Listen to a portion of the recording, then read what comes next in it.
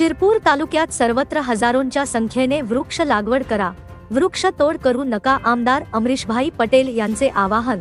शिरपूर तालुक्यात जिथे योग्य जागा उपलब्ध असेल तिथे हजारोंच्या संख्येने वृक्ष लागवड वर भर द्या, वृक्ष तोड करू नका. आम्ही हजारो लाखो वृक्ष लागवड आतापर्यंत करून जगवली. भूपेशभाई पटेल यांनी नागेश्वर असली येथे महावृक्षारोपण करून हजारोच्या संख्येने वृक्ष लागवड करत आहेत. प्रत्येकाने आपापल्या गावात, आपल्या भागात वृक्ष लागवड करा. नुसतेच वृक्ष लागवड न करता वृक्ष संवर्धन जोपासना करण्यासाठी मनापासून प्रयत्न करा. मी नेहमी पुढील 30 वर्षांनंतरचा विचार करून काम करतो. SVKM मार्फत आपण करवंद येथे हा प्रोजेक्ट राबवतोय. शिरपूर तालुक्यासाठी पर्यावरण पूरक ड्रीम प्रोजेक्ट पूर्ण करून करवंद येथील 62 एकर वनक्षेत्र हिरवाईने नटणार आहे. तालुक्यातील जनतेने मुलामुलींच्या शिक्षणाकडे लक्ष द्या. आपण सर्व सोयी सुविधा निर्माण केल्या आहेत, त्याचा लाभ घ्या. शिरपूर पॅटर्न राबवून 400 बंधारे बांधून शेतकऱ्यांचे जीवनमान उंचावण्यासाठी प्रयत्न करतोय.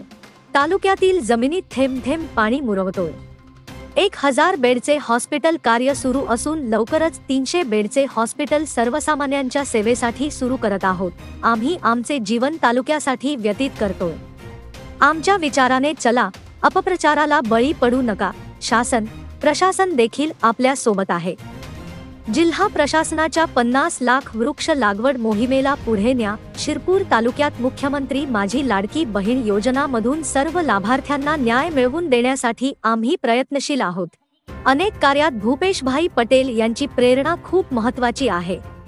शिरपूर तालुक्याच्या विकासासाठी सकारात्मक विचारासह जनतेने सहकार्याची भूमिका ठेवावी असे आवाहन आमदार अमरीशभाई पटेल यांनी केले. करवंद येथील गोरक्षनाथ मंदिर परिसरात 5 जुलै रोजी उपवन संरक्षक आदिवासी धुळे वनविभाग, श्री विलेपार्ले केळवाणी मंडळ मुंबई व मुकेश पटेल चॅरिटेबल ट्रस्ट शिरपूर यांच्या संयुक्त विद्यमाने व संयुक्त करार अंतर्गत वृक्ष लागवड, संवर्धन व जोपासना कार्यक्रम मोठ्या दिमाखात संपन्न झाला.